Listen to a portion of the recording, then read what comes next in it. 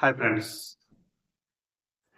मैं अभिषेक आपका फिर से अपने इस यूट्यूब चैनल 2 मिनट क्लासेज में स्वागत करता हूँ। आज पुनः एक वीडियो लाए हैं टू द पॉइंट जीके या भारतीय संविधान जो भी समझ लीजिए उसमें वित्तीय आपात पे।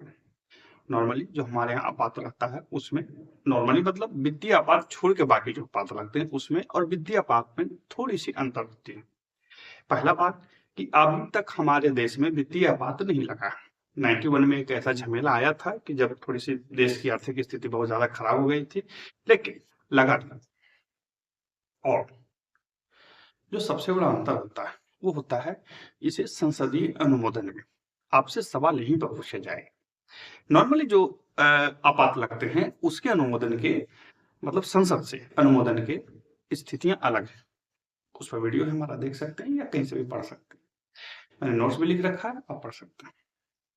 परंतु वित्तीय आपात का जो अनुमोदन होता है वो अलग होता है, ये थोड़ा लिबरल है। अन्य आपातों से वित्तीय आपात जो है वो लिबरल है। ऐसा इसलिए भी रखा गया है कि भाई अर्थव्यवस्था में ढीला ढाला नहीं रहना है। हाँ, पॉलिटिकली ढीला ढाला थोड़ा रह सकते हैं लेकिन इकोनॉमिक्स में नहीं रह सकते। अब कैसे है, कहाँ है, क्या है, आइए एक एक लाइन में पॉइंट में इसको चेक कर लेते हैं। देखिए, सबसे पहला है भारत में वित्तीय आपात या वित्तीय आपातकाल। आपातकाल का मतलब समय हो गया, वित्तीय आपात का मतलब वित्तीय आपात हो गया। ठीक है। आर्टिकल 360 यही से आपसे सवाल पूछेगा कि भारत में वित्तीय आपात की घोषणा करने वाला अनुच्छेद है तो आर्टिकल 360 360 पैसा वाला। ठीक है। अब देखिए कहता क्या है आर्टिकल 360 कहता क्या है। आर्टिकल 360 राष्ट्रपति को वित्तीय आपात घोषणा करने की शक्ति प्रदान करता है। आर्टिकल 360 ऐसे तो उसका परिभाषा पढ़ेंगे तो अलग रहेगा, लेकिन यहाँ पे मोटा में समझिए कि आर्टिकल 360 अर्थात अनुच्छेद 360 राष्ट्रपति को वित्तीय आपात घोषणा करने का शक्ति प्रदान करता है। शक्ति प्रदान करता है मतलब इसी अनुच्छेद का प्रयोग करके राष्ट्रपति वित्तीय आपात देश में लगाएंगे या देश के किसी कोने में लगा सकते हैं। ध्यान रखिए। अब इसका परिभाषा क्या है। यदि वह संतुष्ट हो जब देश में या किसी क्षेत्र की वित्तीय स्थिति खतरे में है। वित्तीय आपात घोषणा कब होगा, जब वह संतुष्ट हो का कि जब देश में या किसी क्षेत्र की वित्तीय स्थिति खतरे में है। जब देश का साख या वित्तीय स्थिति बहुत खतरे में है तो राष्ट्रपति देश के क्षेत्र में किसी क्षेत्र में भी, बिहार बंगाल उड़ीसा कहीं पर भी, राष्ट्रपति उस स्थिति में आर्टिकल 360 का प्रयोग करके वित्तीय आपात लगा सकते हैं। लेकिन जब राष्ट्रपति संतुष्ट हुए, ये कौन डिसाइड करेगा। स्पष्ट बात है, जो मंत्रिमंडल वो डिसाइड करेगी। लेकिन हो सकता है कि राष्ट्रपति अपना मन से कुछ कर दिए होंगे, ये कौन न्याय करेगा। तो 38वें संविधान संशोधन में कहा दिया गया कि जो राष्ट्रपति की जो संतुष्टि है वो न्यायिक समीक्षा से परे है। मतलब राष्ट्रपति कह दिए हो गया, कोई कुछ सुनने वाला नहीं। परंतु यहाँ पे ध्यान रखेंगे, यह न्यायिक समीक्षा से परे नहीं है। और इस बार 44वां संविधान संशोधन 1978 में लाया गया। 44वें संविधान संशोधन 1978 में प्रावधान रखा गया कि नहीं, राष्ट्रपति की संतुष्टि जो है वह न्यायिक समीक्षा से परे नहीं है। लोग न्यायालय जा सकते हैं कि क्या राष्ट्रपति जी ने जो निर्णय लिया कहीं कुछ अलग प्रभाव में तो नहीं लिया, और कोर्ट उस पर न्याय कर सकती है। बस समझे, ये ज्यादा पूछता है, ध्यान रखिए विशेष पर। अब जब एक बार वित्तीय घोषणा हो गई, ठीक है, एक बार जब वित्तीय घोषणा हो गई तो फिर 2 माह के अंदर अनुमोदन की आवश्यकता है। वित्तीय गलत लिखा हुआ था, वित्तीय ऐसे होता है। वित्तीय घोषणा को संसद से 2 माह के अंदर अनुमोदन की आवश्यकता है। आपसे सवाल पूछेगा कि आर्टिकल 360 जो है वित्तीय आपात से संबंधित है, बताइए संसद उसको कितना दिन के अंदर अनुमोदन कर देगा। तो 2 महीने, लोकसभा राज्यसभा दोनों से, परंतु साधारण बहुमत से। उन सबों में विशेष बहुमत चाहिए, लेकिन यहाँ साधारण बहुमत से। यही बार बार पूछता है और यही लोग कंफ्यूज हो जाते हैं। उनको लगता है कि अरे आपात वाला मामला है तो विशेष बहुमत चाहिए, नहीं, साधारण बहुमत से। साधारण बहुमत मतलब उपस्थित और मत देने वाले के बहुमत से। ठीक है। वित्तीय घोषणा को संसद से 2 माह के अंदर अनुमोदन की आवश्यकता होती है और यह अनुमोदन साधारण बहुमत से होगा तथा एक बार अनुमोदन के पश्चात अनिश्चित काल तक प्रभावी रहेगा। यानी कि जब संसद उसको अनुमोदित कर देता है जो साधारण बहुमत से अनुमोदन होगा तो उसके बाद अनिश्चित काल तक यह रहेगा। बाकी जो आपात हैं उन्हें बार बार अनुमोदन की आवश्यकता होती है, परंतु वित्तीय आपात को बार बार अनुमोदन की आवश्यकता नहीं होती। इससे दो चीजें आती है, यहां से दो चीजें उठती है। पहला, इसकी कोई समय सीमा नहीं है, यानी कि एक बार वित्तीय आपात लग गया, इसका कोई समय सीमा नहीं है। दूसरा, इसे पुनः मंजूरी की आवश्यकता नहीं है। यही दोनों चीज याद रखिए। वित्तीय आपात को कोई समय सीमा नहीं है और पुनः मंजूरी की कोई आवश्यकता नहीं है। इसके अलावा यदि देखिए यहाँ कहता है संसद से, और संसद में तो लोकसभा राज्यसभा दोनों होता है।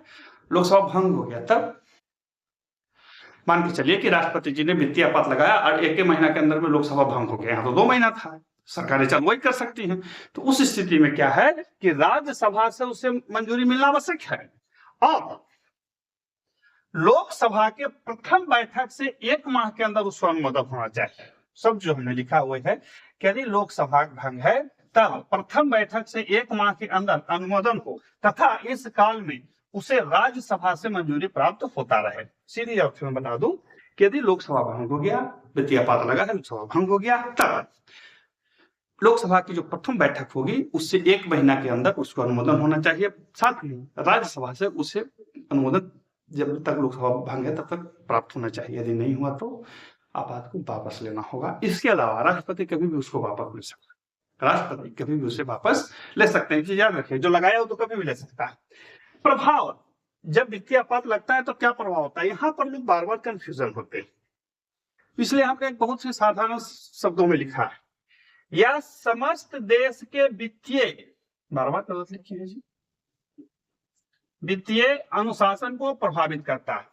यह देश के समस्त वित्तीय अनुशासन को प्रभावित करता है। यहाँ पे अनुशासन मतलब नॉर्मल क्रियाकलाप जो वित्तीय हो रहा है, नॉर्मल क्रियाकलाप, राज्यों का अनुदान है, अन्य लोगों को देनदारी है, इन सबको वित्तीय आपात प्रभावित कर देगा। सरकार मना कर सकती है कि हम आपको पैसा भी नहीं देंगे, दिक्कत हो रही है। बात समझ रहे हैं? इसलिए हमने अनुशासन, यहाँ पे कोई इफ बट का कोई सवाल मत रखिएगा। सीधी सी बात है, वित्तीय आपात लग गया, सरकार कोई भी अनुशासनात्मक कार्रवाई कर सकती है जहां से उसको ऐसा दिखे कि हाँ हम वित्तीय लेन देन को प्रभावित कर सकते हैं। दूसरा, वेतन भत्ता में कमी, राज्य बाद कटौती एवं अन्य उपाय। देखिए, वेतन भत्ता में कटौती हो जाता है, राजस्व कटौती हो सकता है, या अन्य उपाय हो सकता है। अन्य उपाय का मतलब वो बोल सकता है कि भाई देखिए हम अभी वेतन नहीं दे पाएंगे, हम डीए नहीं दे पाएंगे, हम ये नहीं कर पाएंगे, हम वो नहीं कर पाएंगे, हम आपको लीव विदाउट पे पर भेज सकते हैं, हम कुछ भी कर सकते हैं। अब भाई सरकार के पास जब पैसे नहीं है तो कुछ भी कर सकता है। बहुत सारे लोग कंफ्यूज हो जाते हैं कि क्या क्या कर सकता है। देखिए, इसको ऐसे समझिए, आप है मालिक, आपको 10-20 हजार को नौकर चाकर है, आप सबको खूब पैसा दे रहे हैं, सब चीज ठीक है। अचानक आपके पास पैसा कम कर गया तो आप क्या करेंगे? सबसे पहले आप उन अनावश्यक खर्चों पर रोक लगाएंगे। फिर उसके बाद जब पैसा और घट गया तो जो आवश्यक है उसको भी रोकेंगे। तो नॉर्मली खाना पानी छोड़ के सब पैसा को रोक ही दीजिएगा। वही चीज देश में भी, बस समझ रहे हैं? इसके अलावा राज्य के सभी वित्तीय मामलों पर केंद्र का नियंत्रण हो जाता है। और यही मेरे फ्रेंड्स बार बार प्रश्न पूछता है, यही पर लोग कंफ्यूजन हो जाते हैं कि राज्य क्या करेगा। तो कुछ नहीं, राज्य के समस्त वित्तीय मामलों पर केंद्र का नियंत्रण होता है, अन्य मामलों पर नहीं। वित्तीय मामले, आपसे सवाल पूछेगा कि देश में वित्तीय आपात है तो राज्य किन मामलों में केंद्र के निर्देशों से प्रभावित होगा? तो वित्तीय मामलों में। अन्य मामलों में जरूरी नहीं है, हो सकता है कि उसके पास कुछ अधिकार हो, लेकिन जब चूंकि आपात लगा हुआ है तो वित्तीय मामलों पर उसके कोई अधिकार नहीं होंगे। यहाँ पे मैं अधिकार की बात कर रहा हूं। अधिकार का मतलब कि आप स्वनिर्णय नहीं ले सकते। हाँ, जब आपात हट गई तो कर सकते हैं। ये 3 चीज जरूर ध्यान रखेंगे। वित्तीय अनुशासन, अनुशासन मतलब सामान्य लेन देन जो है उसको प्रभावित कर देगा। वेतन भत्ता में कमी, वेतन भत्ता कमी मतलब किसी का भी वेतन भत्ता, राष्ट्रपति, उपराष्ट्रपति, सेना फेना सब किसी का भी कमी हो सकता है। इसके अलावा राजस्व कटौती एवं अन्य उपाय। राजस्व कटौती मतलब राजस्व संबंधित जितना भी क्रियाकलाप है उसको या तो शट डाउन किया जा सकता है, रोका जा सकता है, प्रभावित। इसलिए हमने इसमें अन्य उपाय भी लिखा है, साथ ही प्रभावित शब्द बोल रहा है। प्रभावित मतलब हम कुछ भी कम कर सकते हैं, मेरी इच्छा के ऊपर।